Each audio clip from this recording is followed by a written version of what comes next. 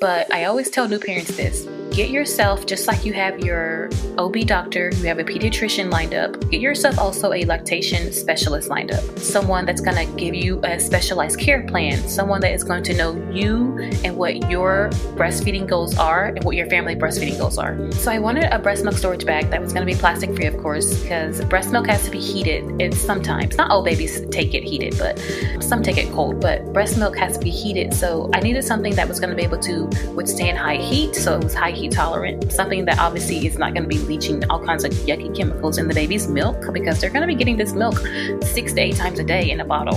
And I wanted something that was going to be nice and sturdy and durable that could last you beyond just the breast milk, the breastfeeding stage.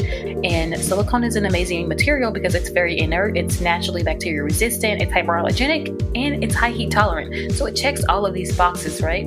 And the other amazing thing about it is that when I was designing the bag, I wanted something that could go from breast milk to food to snack bag for the baby. Welcome to Mindful Businesses, presented by Sarani, and I'm your host, Vidya Iyer. In our podcast, we bring to you brands that are mindful in their practices and processes. A mindful business adopts and employs sustainable social, economic, and environmental practices. Today, we talk with Nickey Ramsey, founder and CEO of Junobie, eco-friendly, reusable breast milk storage bags. She joins us from West Lafayette, Indiana, our home base. Welcome, Nickey. Thank you so much for having us. We are so excited to be able to speak to your listeners. Yes, and we are probably half a mile away from each other at this point. Yes, that's so amazing that we're so close. When they say it's such a small world, truly it is. Yes. We record this episode at a time when there is a baby formula shortage nationwide in America. And the first question people may ask is, why can't these women just breastfeed their infants? As we know, many women are unable to breastfeed. May it be due to medical conditions, lack of adequate paid maternity leave. What are the difficulties women face just to be able to breastfeed their babies? Many breastfeeding women, when they're returning to work from maternity leave, they have to really have a very supportive work environment from both their boss and then also their coworkers. That way, it can really foster a long journey as far as like breastfeeding past the age of 1 year of age. Because if you're not going to have a supportive work environment, that means that you're going to have a less probability of having breastfeeding not very long. So you may end up having to quit breastfeeding at 3 or 4 months when it's time for you to head back to work. Yeah, and some women cannot breastfeed because maybe their infants, the newborns, are in neonatal facilities because they're prematurely born, or some women have to take medications, which they are not able to breastfeed.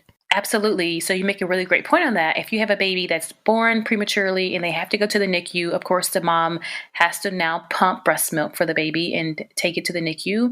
And that brings in more challenges in addition to already worrying about their low birth weight baby.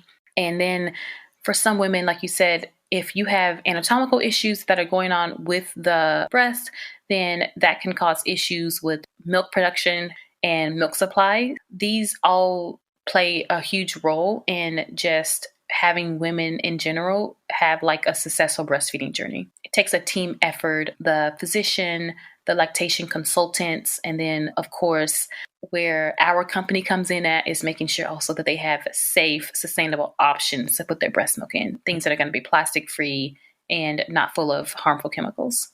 I remember I had my babies almost 27, 28 years ago, and the support structure was not as prevalent as it's available right now. I remember there was one nurse who was a pediatric nurse, saw women struggle and was actually getting trained to become a lactation consultant. And I remember asking her, what is a lactation consultant? Because it was so new in the 90s, mid 90s. But now women are given these support networks in terms of other women also who breastfeed and who are able to breastfeed on who want to breastfeed their kids. Yes. And I tell any new parent this. And, like right now, or we're recording this in 2022, and there's a formula shortage within the United States. The East Coast has been hit really hard. And of course, like online, people are flooding online. But I always tell new parents this: get yourself, just like you have your OB doctor, you have a pediatrician lined up, get yourself also a lactation specialist lined up. Because it makes sense, right? Breastfeeding is very hard. It's a lot harder than what people think it is. It's not just as easy as just like popping a baby on the breast. Like baby and mom, especially new moms, are having to learn this new thing. The body has to be able to learn what it's going to be doing as well. So I always recommend getting a lactation specialist, someone that's going to give you a specialized care plan, someone that is going to know you and what your breastfeeding goals are and what your family breastfeeding goals are. Because not just the woman breastfeeds, right? Like the husband also has a big pivotal part in the journey as well. Making sure the bottles are prepped, making sure all the pump parts are clean. So doing all these things, feeding the baby whenever you have to get rest.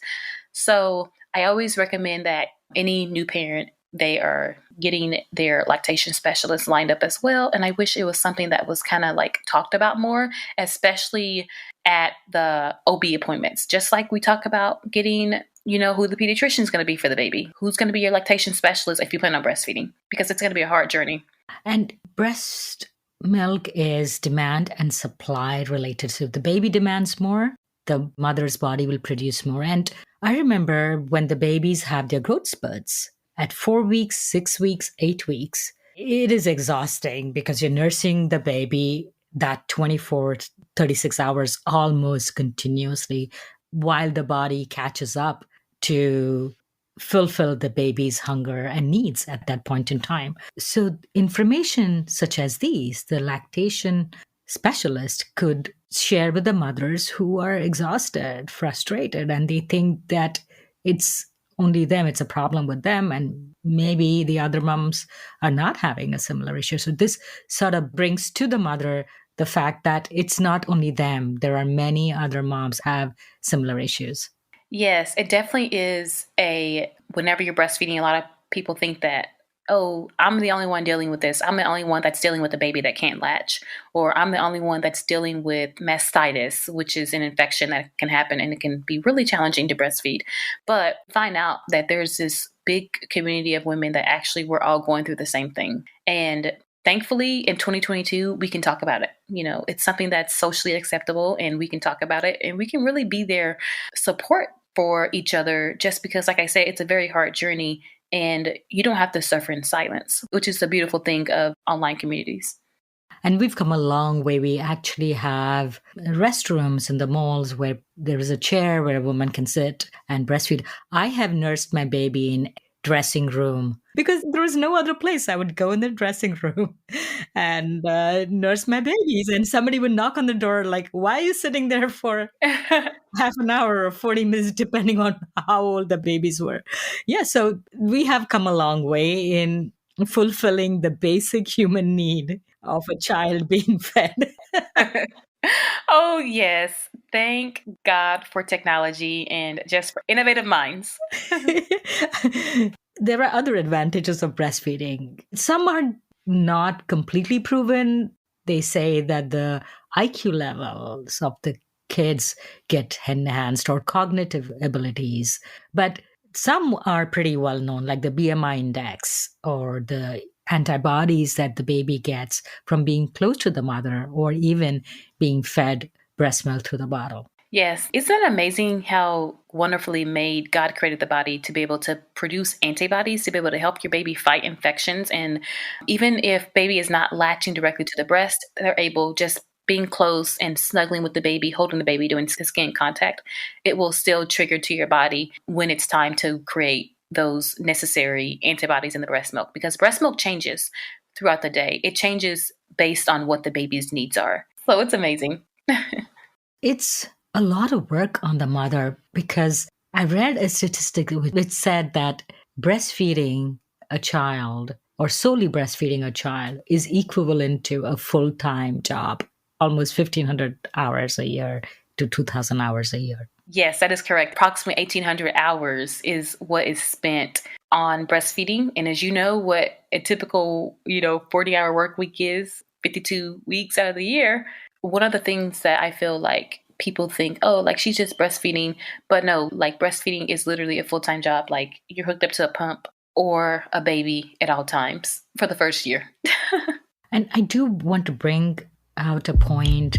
This episode is not to shame the mothers into breastfeeding. We want to be supportive of the choices that the mom decides to make, either breastfeed their infant or feed formula or any other product that they want to, but we want to also be a source of information and support for women who choose and are able to breastfeed. Yes, you make a really good point. So we have the Fed is Best model just because although I am a breastfeeding mom, I also was a formula feeding mom. So we did both, right? And you see that a lot in the breastfeeding community. Like I said earlier, if you have an employer that may not be as supportive, right? So you may see a drastic drop in your milk supply. Everything's going well while you're at home with the baby, 24/7 with the baby. But once you transition back to work from maternity leave, you see like a complete drop in your supply, maybe because you're in meetings all day and you can't pump, or you're not able to just pump and empty effectively. So some moms tend to supplement with baby formula. It's very normal and very known in the breastfeeding community, especially if you have a mom who's working outside of the house and she may not have that support from her employers. And also the mom's nutrition. It's really important that the mom get nutritional food for the baby to get the nutrition. I remember like they say the babies, they don't like the taste of some foods that the moms eat. Like for instance, they like garlic. Yeah, oh wow. Apparently, and it passes through the breast milk. And so like one of the things my mom would give me is garlic to be able to enhance milk for the baby. Oh, I didn't realize garlic helps with breast milk production. Yes. Oh, okay. Thank you for sharing that. So let's talk about your journey. You're a mother of 2 kids? Yes, I'm a wife and a mother, and I was working as a traveling therapist at the time that I had the idea for Junobie. My baby had a tongue tie and lip tie, and as a result of the tongue tie, lip tie, he was nursing all the time. And I was going through thousands of these single-use plastic breast milk storage bags. I was traveling to 7 sites in Indiana, and I was looking for an option that was going to be plastic-free and lightweight because I didn't want to have mason jars, but I needed something that was going to be reusable because I was going through so many of the plastic breast milk bags. And the product didn't exist. I went to where all millennial and Gen Zs go, which is Google search bar, and of course Amazon. And I saw all these other options for reusable bags, but I didn't see anything for breast milk. Because breast milk, typically women store them in either 4 to 6 ounce increments. So I needed something that could be stored, in small increments. I didn't see it. I would see like sandwich bags or sous vide bags for your steaks, but did not see breast milk bags. So I got with an attorney and we created it. And the rest is like just so amazing because it just took off. So what's so special about yours? Like describe a bag. Like I am on your website right now and I see this really cool bags in various colors. So describe the features. So I wanted a breast milk storage bag that was going to be plastic free, of course, because breast milk has to be heated. It's sometimes, not all babies take it heated, but some take it cold, but breast milk has to be heated. So I needed something that was going to be able to withstand high heat. So it was high heat tolerant, something that obviously is not going to be leaching all kinds of yucky chemicals in the baby's milk because they're going to be getting this milk 6 to 8 times a day in a bottle. And I wanted something that was going to be nice and sturdy and durable that could last you beyond just the breastfeeding stage. So I landed on this product called silicone. And silicone is an amazing material because it's very inert. It's naturally bacteria resistant. It's hypoallergenic. And it's high heat tolerant. So it checks all of these boxes, right? And the other amazing thing about it is that when I was designing the bag, I wanted something that could go from breast milk to food to snack bag for the baby, because let's face it, parents are spending all this money on baby products and we wanted them to be able to have something that they can use just beyond the infancy stage. And this product does just that. So this is almost like a Ziploc bag, which has measured marks of 2 ounces, 4 ounces, 6 ounces. Yes. Which can be later used as, say, your Cheerio snack Ziploc bag. Endlessly reusable, endlessly with so many different possibilities. And honestly, like adults even use them as well, just because, I mean, it's better to get one of the little Junobie bags versus going to a store, say, for example, one of these big box stores and getting those rectangular snack bags that you're going to go through hundreds of those and just keep reusing them. You can get a little Junobie bag, which is the size of those little snack bags, and reuse those endlessly. And the other frustrating thing about the plastic bags, which you would pour your breast milk and then freeze it or do all this, they wouldn't stand up. Yes, so these bags, they stand up right. Yeah, it's so hard for you to pour the milk from the pump to the pouch. Yes, and these bags, they of course they stand upright. You can lay them flat when they're outside of your breast pump bag, to lay them flat, because we do want moms to be able to freeze their breast milk flat. Because I thought about, what about these moms that have a lot of breast milk and they want to freeze their breast milk in the Junobie bag? They can just take their breast milk bar out of the bag and reuse it over and over, and not buy any more plastic bags to freeze their milk in. So, does this connect to the pump itself? Yes, you can buy in a separate adapter that will allow you to connect directly to the breast pump, so you can pump directly into the bag from your pump. Oh, that's amazing. So, you can, if you have enough bags, you could have 6 or 8 bags for the day and have it ready. Yes. Typically, if you're a mom who's like going to be storing a large amount of breast milk, now we have other products that are on our website that help for people that are oversuppliers or undersuppliers, just enoughers. You can freeze your breast milk in our Junobie bag if you're going to be doing, say, for example, the milk bar milk stash method. And we also have these 1 ounce milk storage trays that will allow you to freeze breast milk just in 1 ounce increments. So you're not having to freeze an entire 4 or 5 ounces for those babies that are kind of picky and not too sure if they want to take a bottle of 4 ounces of milk or not. So now we have other options that are out there. But the cool feature that I love is that our breast milk storage bag is the only breast milk storage bag that is like, can freeze flat, really flat, and it's stash friendly. So meaning, when I say freezer stash friendly, if you have a mom and she wants to store, say, for example, over 500 ounces of breast milk, which you know is a lot of breast milk, and that's a lot of plastic bags, all she needs is about 8 Junobie bags, and she can get that accomplished with 8 bags. And you mentioned milk bar. What is that? When you freeze the Junobie bag flat, you make a milk bar with the Junobie bag, right? Oh, like an ice cream bar. Yes, like an ice cream bar pretty much. Is you take the milk bar out of the Junobie bag and then you can put it inside of a larger silicone bag. And that's how you're going to stash your milk from now.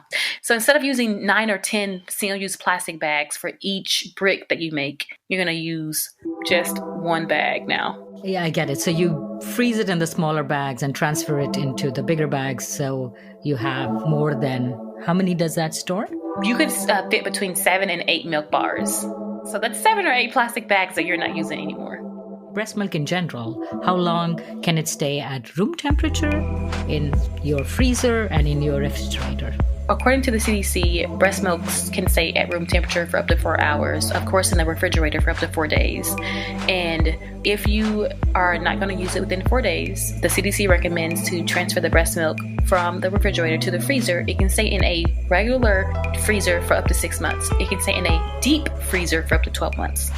So that brings me to the point where many mothers who want to feed their kids breast milk and are unable to, do we have an exchange program in the United States? It didn't exist when my babies, but I hear there are some others now available.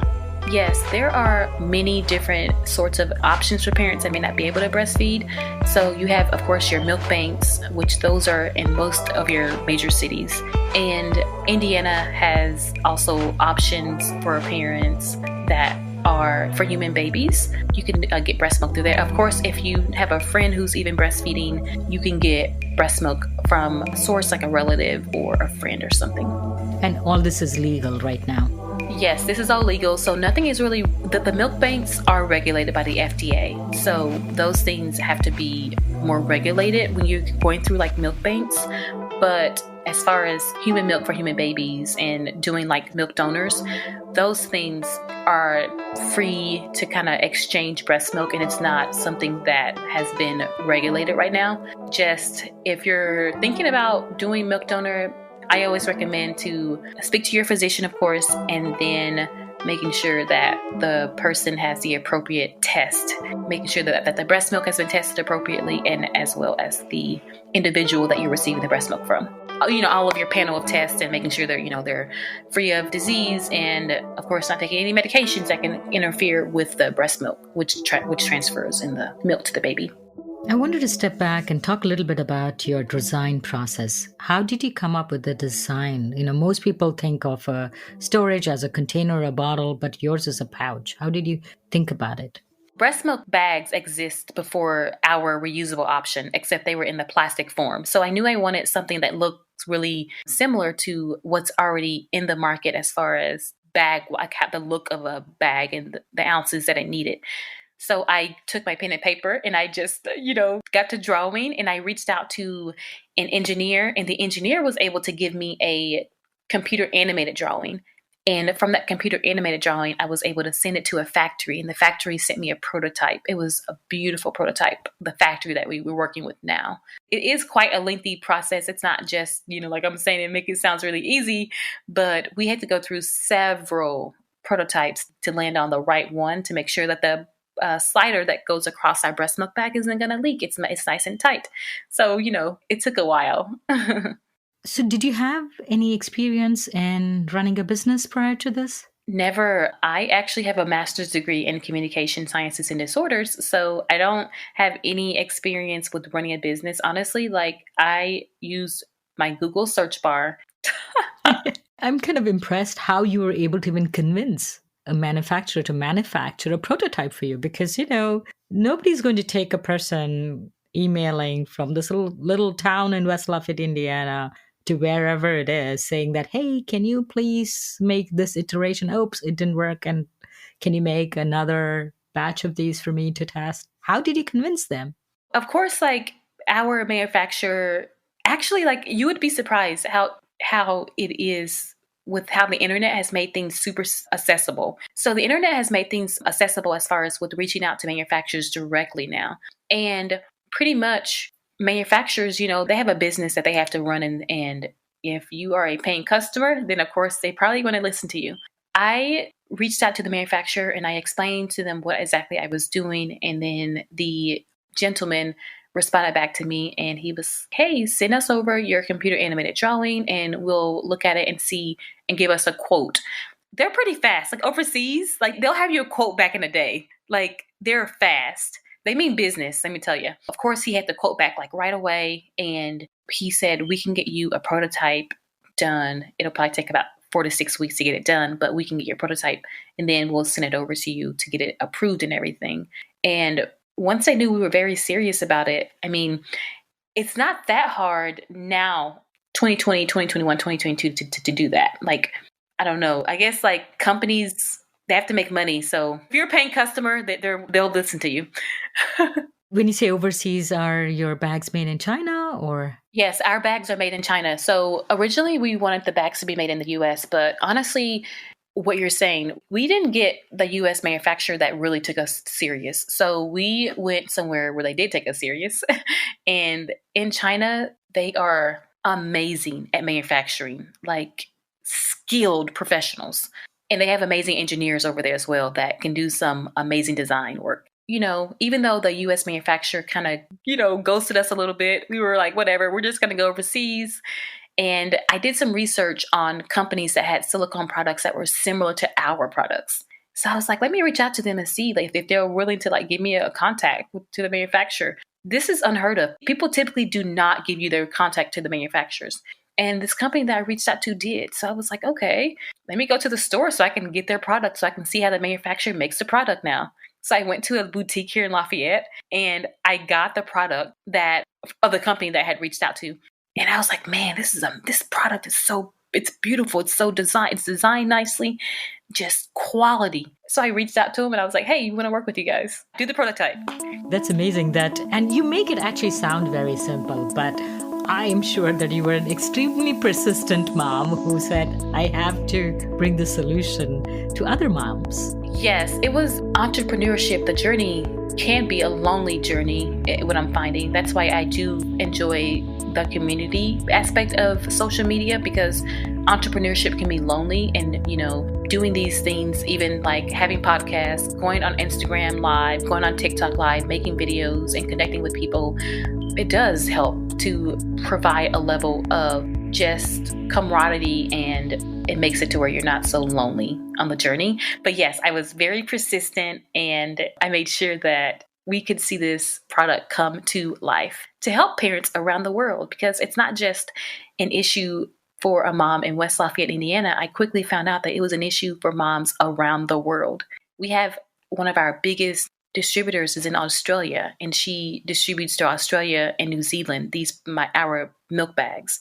And we have other distributors in Canada, in the Canadian market, in Chile, in Brunei. The Chile, she isn't a distributor, she's a wholesaler. But so do you test these products to make sure that they don't leach and don't lose nutrients and say what they are supposed to do? Like, yes, when we were looking at the best product to use, whether it's glass, stainless steel, plastic, or silicone, glass and silicone were like the two options that made more sense, right? So when you think about glass, when you think about silicone, glass is like a sister or silicone is like a sister product to glass, if that makes sense. It has a lot of the same sand and oxygen. I needed something, like I said, that was not going to be made with like any sort of like polypropylene or anything in those chemicals. The other thing that we do too is we make sure that our manufacturer, we have independent testing. And of course, like the silicone is FDA approved. It's approved by the Food and Drug Administration, but also the factory, they have to have their products tested as well. So our products do go under like pretty stringent testing and making sure that they don't have any lead in them. And it's a pretty stringent process. I think one of the important things that your product is doing is giving women access to be able to work outside their homes, access to for just maybe a night out with her girlfriends. Yes, definitely being able just to have access to sustainable options for your baby's food is a game changer in itself. That's one of the reasons why moms just love the product so much. So are these products dishwasher safe? Yes, the breast milk storage bags are dishwasher safe, they're microwave safe, they're freezer safe, and of course they're high heat tolerant, so they can withstand high heat for repeated use.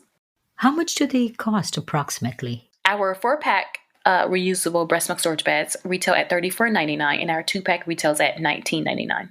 Though it seems like a lot just for 2 bags or 4 bags, but people should remember this is a one-time purchase for the next 2 or 3 years of the child's life. Yes. So typically, if you're going to buy the single-use plastic milk bags, those are, I mean, some of them are upwards of $17 for 100 bags. So think about that. I mean, you're spending so much money and you're going through like a lot of these bags every month. With Junobie, although you're spending a little bit more of a premium price for them, you're going to be able to keep them throughout the lifespan of the child. And then also you're going to be able to use them endlessly. I thought of something in terms of access for women to your bags. Can women use food stamps or WIC purchase dollars to buy your bags? Currently, our milk storage bags, you can use your FSA. So if you have like flex spending, because those products are fall under the Affordable Health Care Act, and like breastfeeding products can. And then of course, like we don't take WIC or food stamps, but that's also an option maybe that we could explore with getting some sort of a contract with WIC, because WIC, they are trying to be a good proponent of formula feeding and breastfeeding. So that's an option that we can explore with WIC. I learned about you and your product because our local papers were talking about you winning or presenting at the Shark Tank. Did you win some investment dollars there? Yeah, so we were very privileged to be able to go on ABC Shark Tank, and we were able to get a shark with Emma Greed. She's an amazing investor. Shark Tank was such an amazing experience because, I mean, you have thousands of people that apply to the show. And for someone, in West Lafayette, Indiana, and then of course it's a breast milk product, and it's becoming more mainstream to talk about breastfeeding. So to have this breastfeeding product and this young lady, of course, myself, from West Lafayette, Indiana, have this opportunity to present to the sharks, to give them an opportunity to invest in our company, was a dream come true for us as an entrepreneur, but I'm sure it would be for any entrepreneur though. How did you prepare for it? Did you have mentors? Because, you have, 5-7 minutes to do the pitch? On the show, it kind of makes it seem like it's brief, but you get a little bit longer. Of course, like the show's edited and it's edited down to fit several rounds of entrepreneurs in on one episode. But I sent my application in to Shark Tank, and I heard back from them, and they were like, hey, let's do the video. So I was like, okay, let's send the video in. And I was just like blown away that they were so interested in our story and just interested in learning about us and our products. So that was amazing. So what are your next steps? What's next for Junobie and what's next for Nickey? Yeah, so Junobie, we're planning on expanding our international and retail distribution and just continuing to grow our e-commerce online presence. And what's next for me is really focusing on ways that I can continue to just grow the company in a positive way to where we can scale and, just continue growing. It's growing so fast. Thank you again and wishing you all the best. Nickey, thank you for coming on Mindful Businesses. Thank you so much for having us. It has been an absolute pleasure. You're listening to Mindful Businesses with Vidya Iyer. We'd love to hear from you. Send a voice note with your questions or comments to info@mindfulbusinessespodcast.com. Subscribe, rate, and review us on Apple Podcast. If you learned a thing or two from this episode, share it with one friend. We recorded this podcast in Lafayette, Indiana. Theme music was composed by Tatum Gale. Our marketing assistant is Caitlin Milligan, and our advisors are Jim Stone and Anupama Pastrija. This is Vidya Iyer with Mindful Businesses.